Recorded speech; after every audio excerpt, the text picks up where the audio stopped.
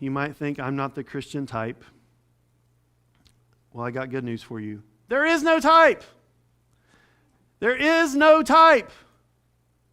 Jesus is for you. He has come for you. He has lived, died, rose from the dead. He invites you to be part of his family. He invites you into this life. There is no Christian type. It's for everybody.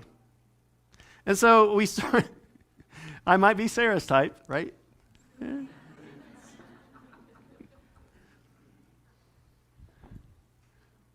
But picture in this frame the face of those people that you're still praying for. Picture in this picture frame the face of the person that might say, well, I'm not the Christian type. There is no type. And pray that God would use you, that God would use something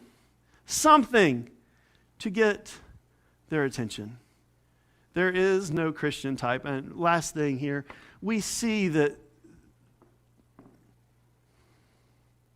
Paul wasn't the Christian type, right? He goes from persecuting the church to being the preacher of the church. He goes from trying to kill the church to being the greatest missionary the church has seen. And here's the deal.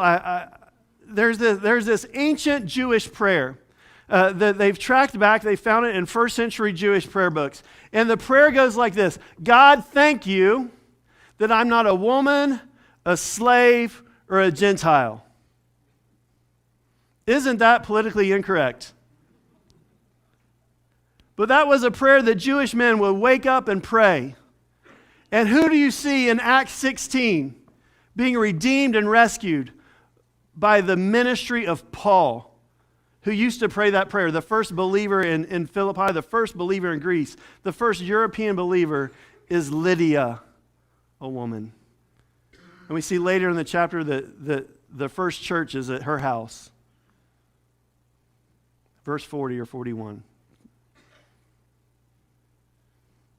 Who's the second person we meet in this chapter? A slave girl who gets redeemed. And next week we're going to meet a Gentile jailer. Isn't God's sense of humor great? That Paul would have prayed those prayers and been so utterly transformed, by Jesus, that he would gladly, happily lay down his life, risk his life to take the gospel to a woman, a slave, and a Gentile. The gospel is for everybody. Jesus is for everybody. There is no type. Believe in him today.